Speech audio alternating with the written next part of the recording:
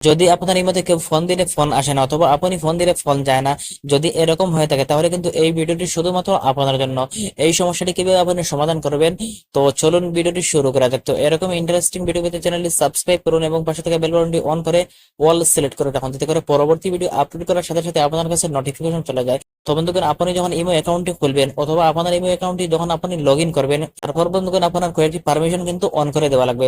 যদি আপনি অন না করেন তাহলে কিন্তু আপনি কাউকে ফোন দিতে পারবেন না অথবা কেউ ফোন দিলে ফোন আসবে না। তো এই পারমিশন গুলো কিভাবে আপনি অন করবেন, তার জন্য ভিউয়ার্স আপনি ইমো যে অ্যাপসটি রয়েছে, তো এই অ্যাপসে আপনি ক্লিক করে ধরে রাখবেন। তারপর ভিউয়ার্স আমাদের সামনে কিন্তু ঠিক এরকম একটি ইন্টারফেস শো করবে। তো বন্ধুগণ, আপনি এখানে দেখতে পাচ্ছেন অ্যাপস ইনফো বলে একটি অপশন আমাদের সামনে শো করছে। তো আপনি এখানে ক্লিক করবেন। এখানে ক্লিক করার পর ভিউয়ার্স আপনি এখানে দেখতে পাবেন পারমিশন বলে একটি অপশন রয়েছে। তো আপনি এখানে ক্লিক করবেন, সেটিংসে ক্লিক করবেন। তো এখানে ক্লিক করার পর আমাদের সামনে কিন্তু ঠিক এরকম একটি ইন্টারফেস শো করবে। তো বন্ধুগণ, আপনি এখানে দেখতে পাচ্ছেন অ্যালাউড বলে একটি অপশন আমাদের সামনে শো করছে।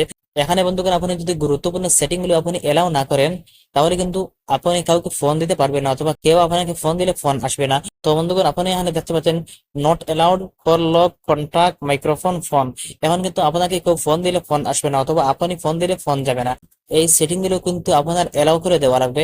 তো আপনি এলাও করার জন্য আপনি ক্লিক করবেন, তারপর এলাও অপশন আপনি ক্লিক করলে কিন্তু এলাও হয়ে যাবে। তো বন্ধুগণ, এইভাবে আপনি খুব সহজে আপনি এলাও করে দেবেন সবগুলো।